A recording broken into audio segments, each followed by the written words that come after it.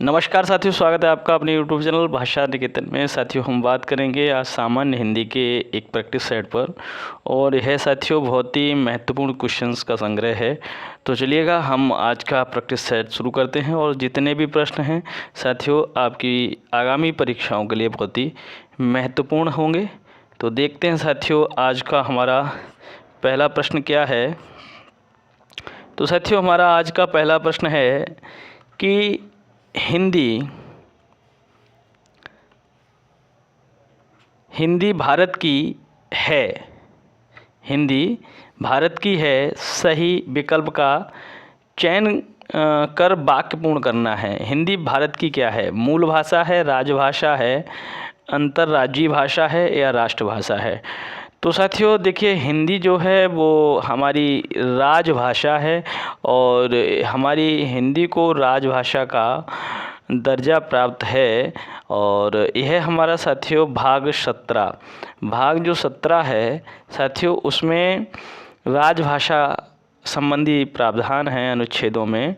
तो साथियों भाग 17 में राजभाषा है, और 8वीं अनुसूची जो है साथियों, 8वीं अनुसूची जो है इसमें साथियों जो 22 भाषाएं हैं, ठीक है, 22 भाषाएं, उनमें हिंदी को हमारी राजभाषाएं उनमें राजभाषा का दर्जा प्राप्त है। तो हिंदी हमारी राजभाषा है, और राजभाषा से तात्पर्य है कार्यालयी कहें तो कामकाज की जो भाषा है वो आपकी राजभाषा है, ठीक है। तो हिंदी को संवैधानिक दृष्टि से अगर कहा जाए तो राजभाषा का दर्जा प्राप्त है, तो ऑप्शन आपका दूसरा सही है, ठीक है। और राष्ट्रभाषा माने साथियों जो किसी भी राष्ट्र में सबसे ज़्यादा बोली जाती है वह आपकी राष्ट्रभाषा होती है। तो हिंदी हमारी राष्ट्रभाषा है, लेकिन जो संवैधानिक दृष्टि से अगर हिंदी को कहा जाए तो राजभाषा है। अगला प्रश्न है कि दिए गए विकल्पों में से ऋजु का विरुद्धार्थी क्या है? ऋजु, देखिए ऋजु माने क्या होता है साथियों, तो ऋजु माने अगर हम सोचते हैं तो इसमें सुर, वक्र, सरस या मिथ्या, सुर, वक्र, सरस या मिथ्या। देखिए वक्र माने होता है घुमावदार, ठीक है, ऐसे, और ऋजु माने होता है सीधा, ठीक है। तो ऋजु माने होता है सीधा, और घुमावदार वक्र माने होता है, ठीक है। तो आपका सही ऑप्शन इसमें से जो दिए हैं उसमें वक्र आपका सही हो जाएगा। चलिए देखते हैं अगला हमारा प्रश्न क्या है। अगला साथियों प्रश्न है कि 17वें रमाकांत स्मृति कहानी पुरस्कार से किसे सम्मानित किया गया है? पिछली परीक्षाओं का प्रश्न है, तो उसमें पूछा गया था ये प्रश्न कि 17वें रमाकांत स्मृति कहानी पुरस्कार से सम्मानित किया गया है किसको? चित्रा मुद्गल, असगर बजाहत, इंदिरा डांगी या मनोज कुमार पांडे?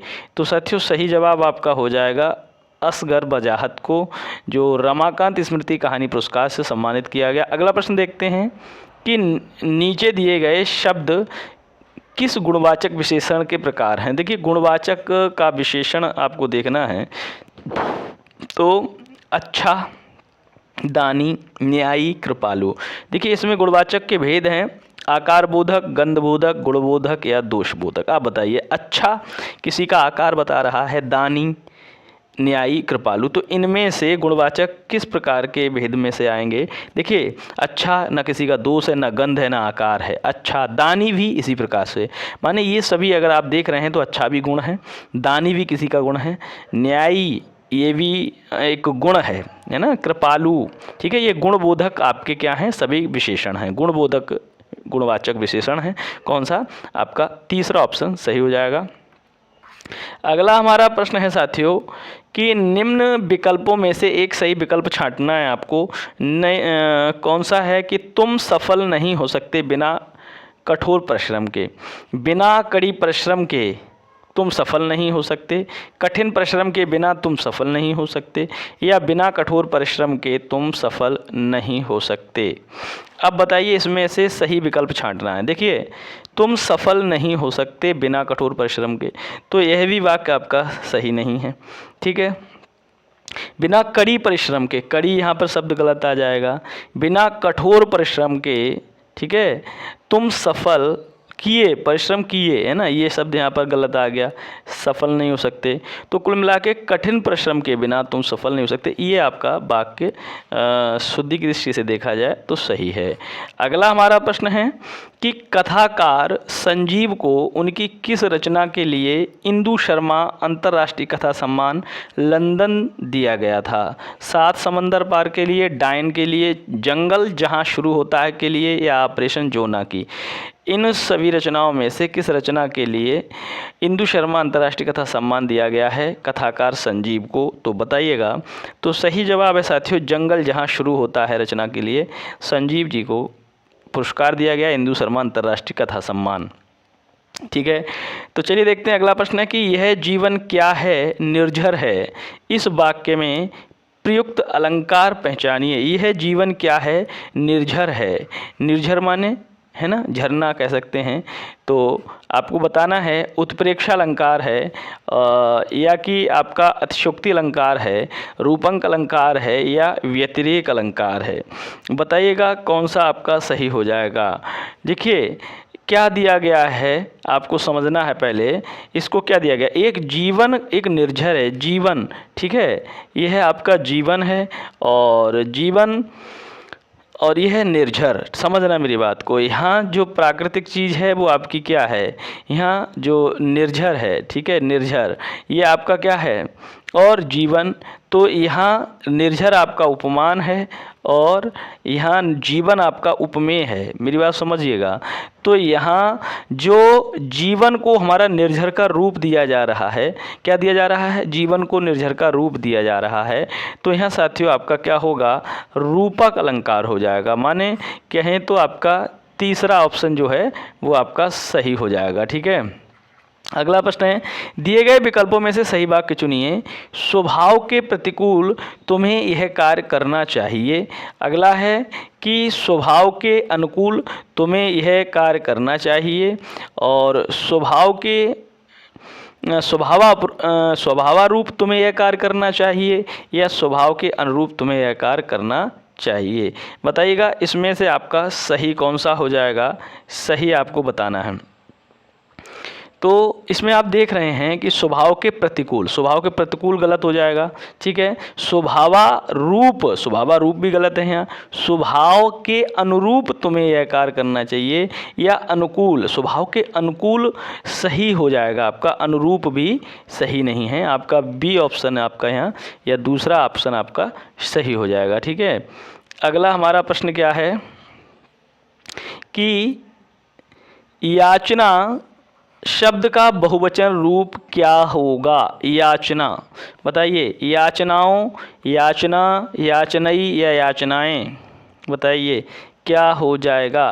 देखिए याचना शब्द का बहुवचन रूप क्या होगा। तो साथियों एक बात कहें, याचना स्वयं में आपका साथियों बहुवचन ही है।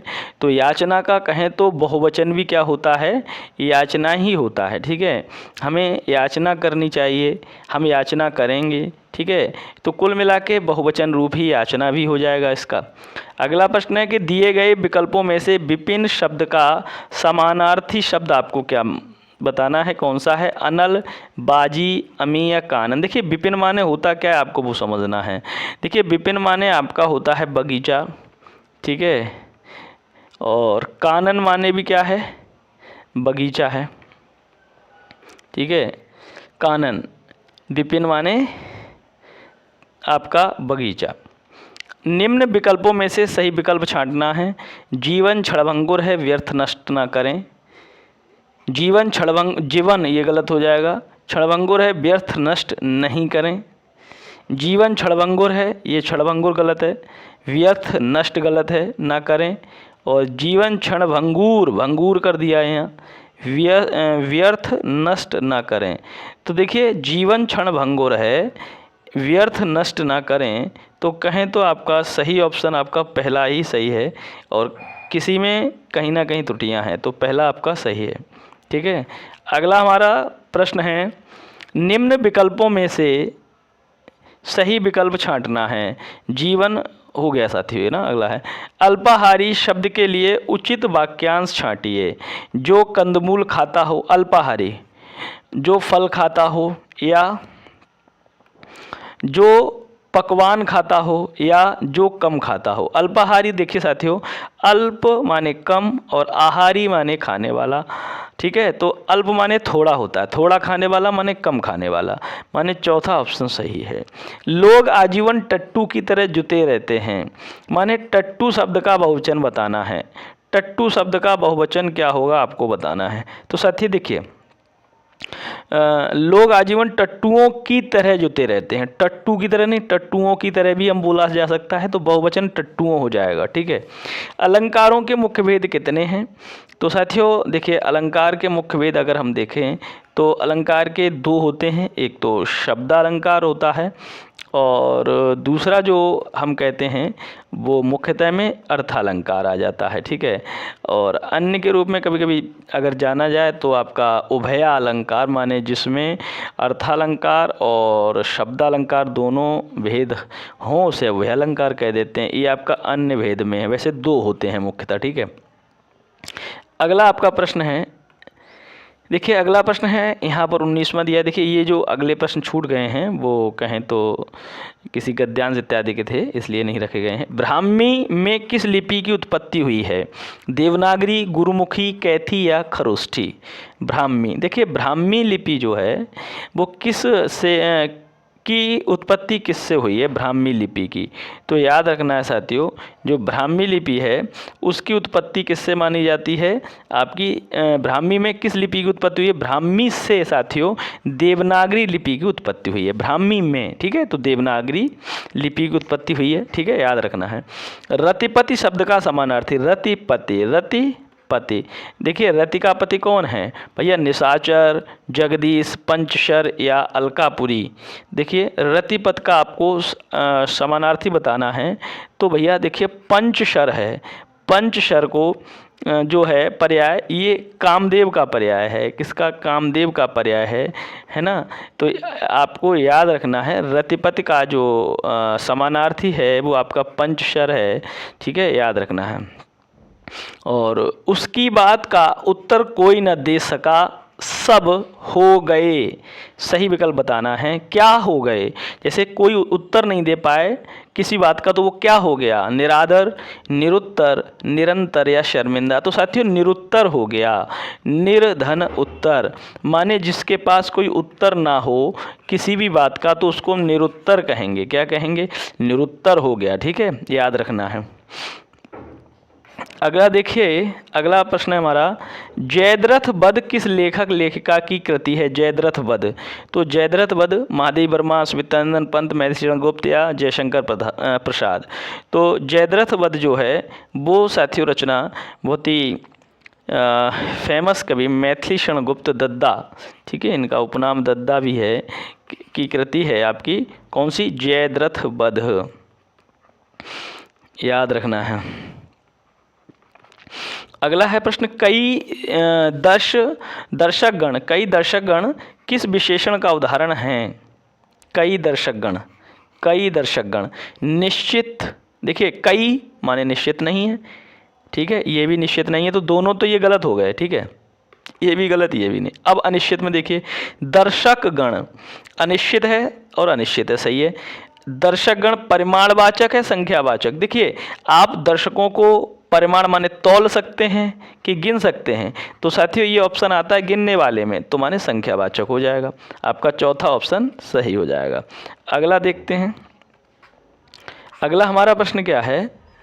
अगला है कि ढोल के अंदर पोल कहावत का अर्थ निम्नलिखित में से कौन सा है? ढोल के अंदर पोल, कहीं ठौर ठिकाना नहीं, मूर्ख व्यक्ति शेखी बगाड़ता है, औकात से बढ़कर सपने देखना, या दिखावा कुछ और गुण कुछ नहीं, ठीक है, आपको बताना है सही जवाब। तो साथियों देखिए ढोल के अंदर पोल, तो पोल माने दिखावा से ही संबंधित बात होगी, दिखावा कर रहा है, तो दिखावा कुछ कर रहा है लेकिन गुण कुछ और हैं, ऐसी स्थिति में आपको कहा जा सकता है ढोल के अंदर पोल। अगला प्रश्न है, तेज गर्मी में चलने के कारण वह हो गया, क्या हो गया? आपको यहाँ पर रिक्त स्थान भरना है। तेज गर्मी में चलने के कारण वह हो गया, क्या हो गया बताना है। अचेतन हो गया, मृत हो गया, निर्जीव हो गया या निश्चेतन हो गया? बताइए क्या हो जाएगा। देखिए अचेतन माने उसकी कोई चेतना अवस्था नहीं रही। अचेतन, अ माने नहीं, ठीक है, और चेतना माने, चेतन माने चैतन्यता, ठीक है, उसके अंदर कोई भी चैतन्यता नहीं रही, ठीक है, तो अचेतन हो गया। या निश्चेतन नहीं कहेंगे, यहाँ निश्चेत कहते तो ये सही हो जाता, ठीक है। विदित ने मित्रों से कहा कि उदित की गेंद चाहिए। सही विकल्प का चयन करना है, ठीक है, बताना है सही विकल्प आपको कि विदित ने कहा उदित से कि गेंद चाहिए। देखिए फिर से पढ़ लेते हैं। विदित ने मित्रों से कहा कि उदित की गेंद चाहिए। अब देखिए क्या है इसमें ऑप्शन, तो अपने, उनके, विदित ने कहा, उसको, आप, आपके, उनको, ठीक है, दोबारा पढ़ेंगे एक बार।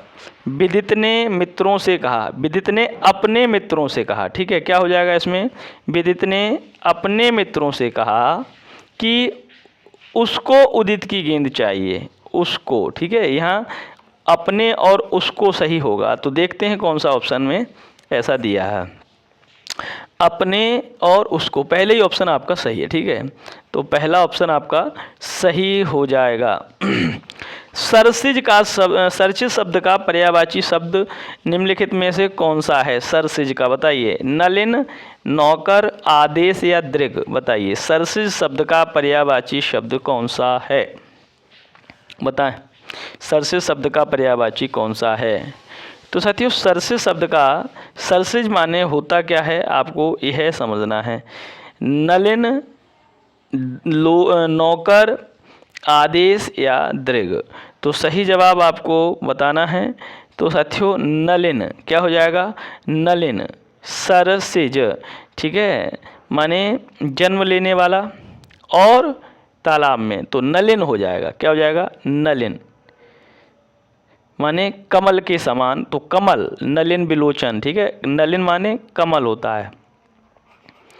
अगला है अर्थ के अनुसार, अर्थ के अनुसार यहाँ रिक्त स्थान भरना है के कुल भेद हैं, सही विकल्प करना है। अर्थ के अनुसार संबंध बोधक अव्यय के 8 भेद हैं, क्रिया विशेषण के 7 भेद हैं और निपात के 4 भेद हैं, समुच्चय बोधक के 8 भेद हैं। आपको यह बताना है कि कौन सा इनमें से सही है। तो साथियों देखिए इसमें अर्थ के अनुसार संबंध बोधक जो हैं उनके कितने भेद हैं? 8 भेद माने गए हैं, यह बात आपकी सही है। संबंध बोधक के कितने भेद माने गए हैं? 8। यह पहला ही ऑप्शन इसका सही है और अन्य गलत हैं। अगला हमारा प्रश्न है उपमेय, उपमान, साधारण धर्म और वाचक किस अलंकार के भेद हैं? शब्द श्लेष अलंकार, यमक अलंकार, विप्सा अलंकार, उपमा। देखिए उपमा अलंकार के भेद हैं ये। उपमा अलंकार के भेद हैं कौन कौन से? तो उपमेय और उपमान, साधारण धर्म, ठीक है, साधारण धर्म और वाचक शब्द। तो ये जो हैं ये किसके भेद हैं? ये सभी जो भेद हैं साथियों ये हैं उपमा अलंकार के, ठीक है। संसार में सभी तरह के लोग रहते हैं, कोई उदार तो कोई धनवान तो कोई, माने यहाँ आपको भरना है पहला कोई उदार तो कोई और कोई धनवान तो कोई, माने एक तो उदार का विलोम होगा और एक यहाँ पर धनवान का विलोम।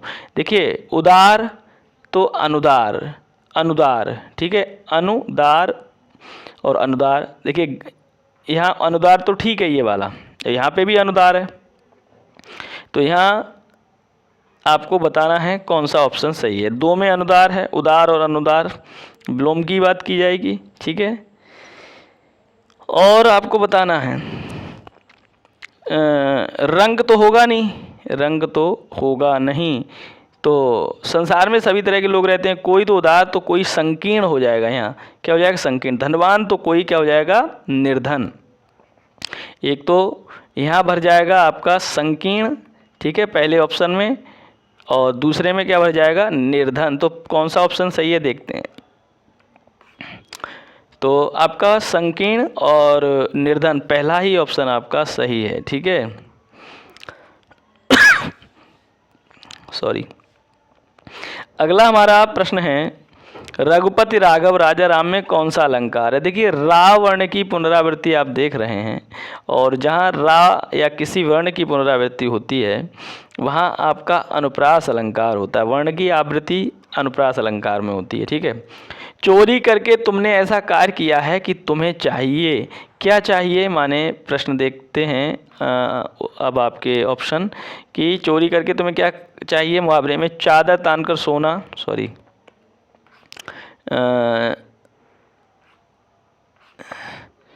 चादर तार के सोना, छठी का दूध याद आना, चुल्लू भर पानी में डूब मरना, या चैन की बंसी बजाना। तो चोरी करने के बाद तुम्हें क्या चाहिए कि चुल्लू भर पानी में डूब मरना चाहिए। ठीक है, यही तो आप कहेंगे। आप किसी से अगर ऐसा समझाने योग्य बात कहेंगे तो यही तो कहेंगे कि तुमने चोरी की है तो अब चुल्लू भर पानी में तुम्हें डूब मरना चाहिए। तीसरा ऑप्शन सही है। लज्जा किस लेखक लेखिका की कृति है, बताइएगा। लज्जा किस लेखक लेखिका की कृति है। यशपाल की है, तस्लीमा नसरीन की है, कन्हैया लाल की है, जैनेंद्र कुमार की है लज्जा। तो साथियों जो लज्जा है वो साथियों तस्लीमा नसरीन की कृति है लज्जा। ठीक है, अगला देखते हैं। अगला हमारा प्रश्न है, बिल्ली शब्द का पुल्लिंग क्या होगा। बिल्ला, बिलाव, बिलाव या बिल्लो।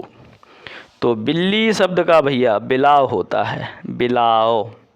उन्नति शब्द का विलोम पहचानिए। प्रोन्नति, असफल।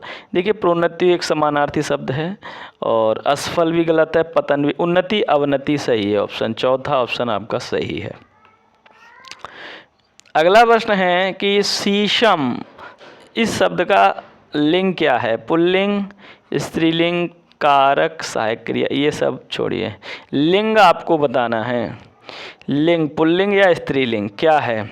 शीशम शब्द का लिंग आपको बताना है क्या होगा। देखिए शीशम का पेड़ खड़ा है, ठीक है, शीशम खड़ा है तो पुल्लिंग शब्द है शीशम। ठीक है, शीशम जो पेड़ है वो पुल्लिंग में आता है। किस में आता है, पुल्लिंग में। नीम, शीशम, पीपल ये सभी पुल्लिंग में आते हैं, याद रखना है। ठीक है, याद रखना है। अगला प्रश्न है, आदमियों को भेड़ बकरी की तरह हाँकने का जमाना अब नहीं रहा। कोष्टक में दिए गए शब्दों को वचन में बदलिए। आदमियों को भेड़ बकरी की तरह, भेड़ों बकरियों, भेड़ बकरियों। देखिए भेड़ बकरियों सही होगा। ठीक है, भेड़ बकरियों यही तो बोलते हैं आमतौर पर हम लोग, यही भेड़ बकरियों बोलते हैं। ठीक है, बोल के देख लीजिएगा, सही हो जाएगा। अब देखिए, अब हमारा अगला प्रश्न है कि खटाई में पड़ना मुहावरे का आशय है। पछतावा होना, निर्णय न होना, बहुत कष्ट होना या नुकसान होना। खटाई में पड़ने का मतलब क्या है। तो साथियों खटाई में पड़ने का मतलब कोई चीज़ खटाई में पड़ गई माने निर्णय नहीं हो पाया उस चीज़ का। ठीक है, निर्णय न हो पाना को हम खटाई में पड़ने का, जैसे अरे ये तो बात खटाई में पड़ गई माने इस बात का कोई अर्थ ना निकला, माने निर्णय ना हो पाया। तो दूसरा ऑप्शन सही है। अगला प्रश्न है कि कदाचित शाम तक वो वापस आ जाएं। इस वाक्य में प्रयुक्त काल को पहचानें। कदाचित शाम तक वो वापस आ जाएं, इस वाक्य में आपको बताना है कि कौन सा वाक्य है, कौन सा काल का वाक्य है। संदिग्ध भूतकाल, संभाव्य भविष्यत्काल, संदिग्ध वर्तमान या सामान्य भविष्यत, आपको बताना है। देखिए सबसे पहली बात है आ जाएं, भविष्य की बात हो रही है। मेरी बात समझिए, अभी तो ना वर्तमान की है ना बीत गई। अब जो आ जाएं, आएंगे। ठीक है, मेरी बात समझना, आए नहीं है ना आ चुके थे, माने कि आएँ, आ जाएं, भविष्य की बात हो रही है। ठीक है, तो पहली बात तो ये भविष्य का हो गया। अब दूसरी बात, कदाचित शाम तक वो वापस आ जाएं। कदाचित संभावना की जा रही है। ठीक है, शायद वो शाम तक वापस आ जाएं, माने संभाव्य भविष्य की बात कही जा रही है। दूसरा ऑप्शन आपका सही है। तो चलिए देखते हैं अगला प्रश्न क्या है हमारा। अगला है कि आटे दाल का भाव मालूम होना, मुहावरे का उचित अर्थ पहचानना है। मुसीबत में पड़ना, कंगाल होना, घर में राशन लाना या कष्ट का अनुभव होना। आटे दाल का भाव मालूम होना मतलब क्या है इसका, कष्ट का अनुभव होना सही अर्थ है। ठीक है, तो ये साथियों हमारे कुल मिला के अगर कहें तो कितने, कुल हमारे 40 लगभग, अगर 2-4 छोड़ दें तो 36-35 प्रश्न थे। और आपके कितने सही गए आप वो कमेंट सेक्शन में बताइएगा। और ये हमारा प्रैक्टिस सेट आपका कौन सा था साथियों? पहला प्रैक्टिस सेट था, ठीक है। ऐसे ही हम आपके भाषा निकेतन 2.0 जो हमारा चैनल है, इसके माध्यम से साथियों हम आप तक सामान्य हिंदी का भी यह प्रैक्टिस सेट इस प्रकार से लाते रहेंगे। तो आप लोग चैनल पर नए हैं तो प्लीज़ चैनल को सब्सक्राइब कर लीजिए। और वीडियो कैसा लगा इसको भी आप लोग कमेंट सेक्शन में बताइएगा। वीडियो को लाइक करें, शेयर भी कर दें। तो फिर मिलते हैं अगले वीडियो में, तब तक के लिए नमस्कार, धन्यवाद।